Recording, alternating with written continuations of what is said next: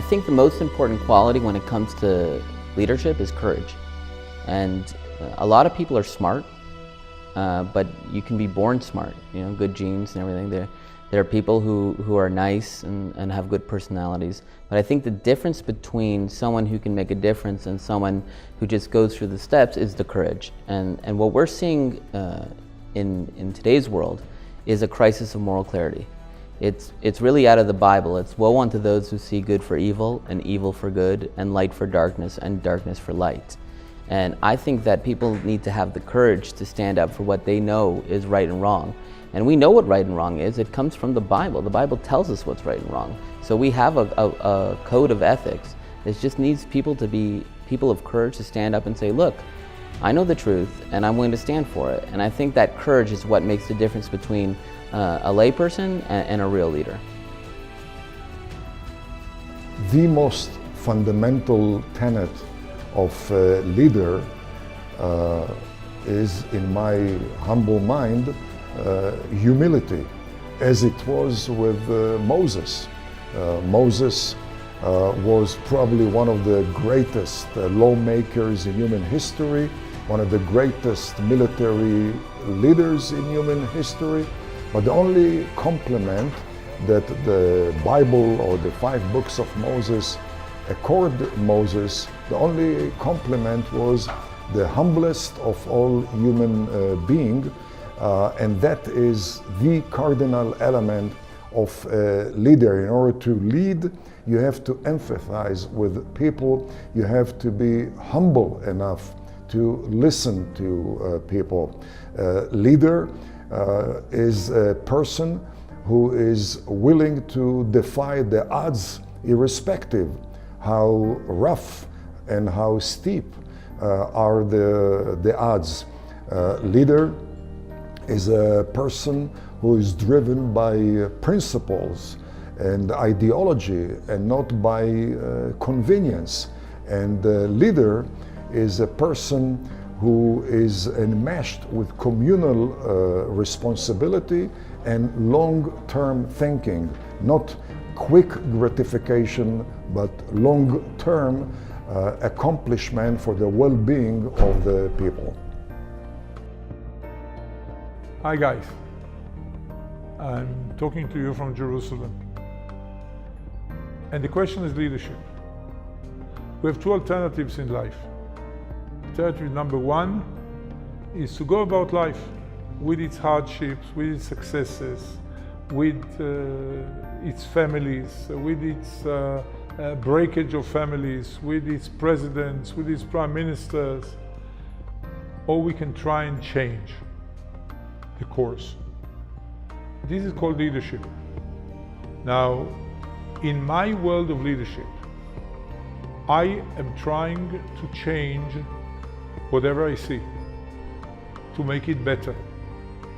Every move, every single situation, every table, every chair can be done in a better way in order to help people, in order to help society.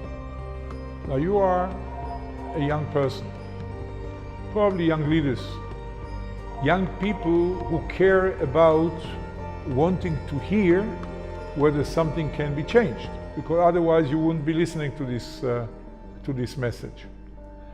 You have to understand that throughout your life, you are going to be a minority within a minority of people that do something among a slightly larger, but still a minority of people that care. Because most people in the world are either too busy to care, or they just don't care. Now, we are building the world of our children, of our grandchildren. We are preparing their inheritance. And the question is, how do we approach it? We have to understand the people. We have to understand what motivates them. We understand where they are socially, because if they have physiological problems or security problems or financial problems, etc., you can't talk to them about things that are up in the air like motivation. So what you can talk to them is about how to help them. Hopefully they can help themselves. Hopefully you can help them help themselves. But if they can't, you have to try and do everything in your power in order to alleviate the situation. But if they can help themselves, and if they come out of that situation, now the situation is how to recruit them to work with you for a better world, to work with you for a better society. And this is based on 4 buttons that I believe are the buttons of motivation. Button number 1 is power or leadership. Somebody is or wants to be a leader. He wants to be a leader of a group, a leader of an organization, a leader of the society. He is prepared to pay for it with money, with effort, with understanding, with going to lectures, with giving lectures, with everything, because he wants to be in the limelight, he wants to lead. But there are other people that are prepared to be in that leadership position only as consumers. This is how the business world works.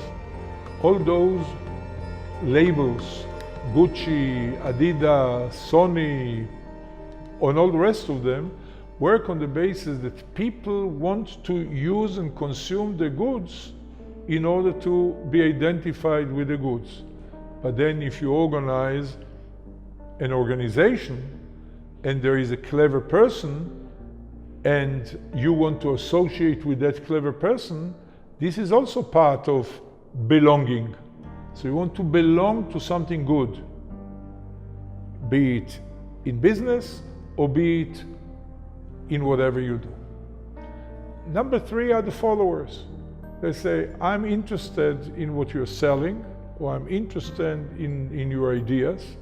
I'm prepared to come to your group, I'm prepared to come to lectures. I'm not very active, and I'm not, I'll be there for you if you need me, but not all the time. And number 3 is fear. And I'll tell you what I'm afraid of. I'm afraid that the world of my grandchildren and my children will have enormous opportunities that are tangible, physical opportunities, but not spiritual opportunities. And their lives are going to be very boring. They're going to have every single gadget in the world. Because of the advances of medicine, they are going to live 100, 120, 150 years of age. They are going to have geriatric treatment. They are going to have whatever.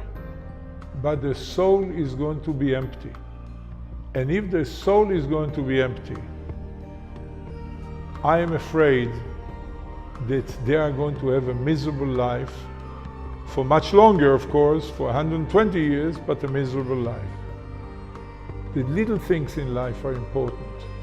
The smile of a child, the seeing your son or daughter grow up.